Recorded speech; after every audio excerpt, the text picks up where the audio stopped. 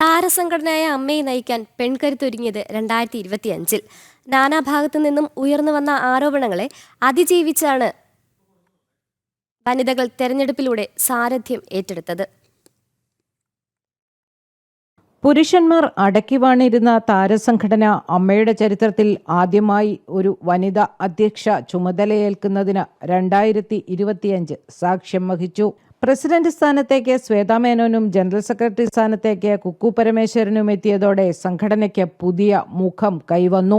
2025 വർഷത്തെ വോട്ടെടുപ്പ് വിവാദങ്ങളാലും ആരോപണങ്ങളാലും വാർത്തകളിൽ ഇടം നേടിയിരുന്നു. ശ്വേതാ മേനോനെതിരെ പരാതിയും കുക്കു പരമേശ്വരനെതിരെ ഉയർന്ന ആരോപണങ്ങളും അതിൽ ഉൾപ്പെടുന്നു. വോട്ടെടുപ്പിൽ മുതിർന്ന അഭിനേതാക്കളുടെ പങ്കാളിത്തം പ്രോത്സാഹിപ്പിക്കുന്നതിനായി സംഘാടകർക്ക് മികച്ച ശ്രമങ്ങൾ നടത്തേണ്ടി വന്നു. ഹേമ കമ്മിറ്റി റിപ്പോർട്ട് പുറത്തുവന്നതിന് ശേഷം ചില അംഗങ്ങൾക്കെതിരെ ലൈംഗിക പീഡന ആരോപണങ്ങൾ ഉയർന്നതിനെ തുടർന്ന് 2024 ഓഗസ്റ്റിൽ മോഹൻലാലിന്റെ നേതൃത്വത്തിലുള്ള മുൻ കമ്മിറ്റി രാജിവെച്ചതിനെ തുടർന്നാണ് തെരഞ്ഞെടുപ്പ് ആവശ്യമായി വന്നത്. ശ്വേതാ മേനോൻ അമ്മയുടെ പ്രസിഡന്റ് ആകട്ടെ എന്നായിരുന്നു ഭൂരിപക്ഷം പേരുടെയും നിലപാട്. എന്നാൽ ഐകകണ്ഠ്യേന ഒരു തീരുമാനം കൈക്കൊള്ളാൻ അംഗങ്ങൾക്കായിരുന്നില്ല.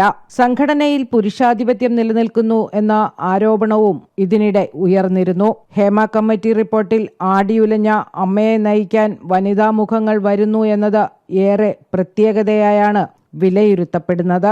506 അംഗങ്ങളുള്ള അമ്മയിൽ ആരോപണങ്ങളിൽ ഇടറി വീണ വൻമരങ്ങൾക്ക് പകരം പെൺകരുത്ത് എത്തിയതും ചരിത്ര സംഭവം. ജനം, കൊച്ചി.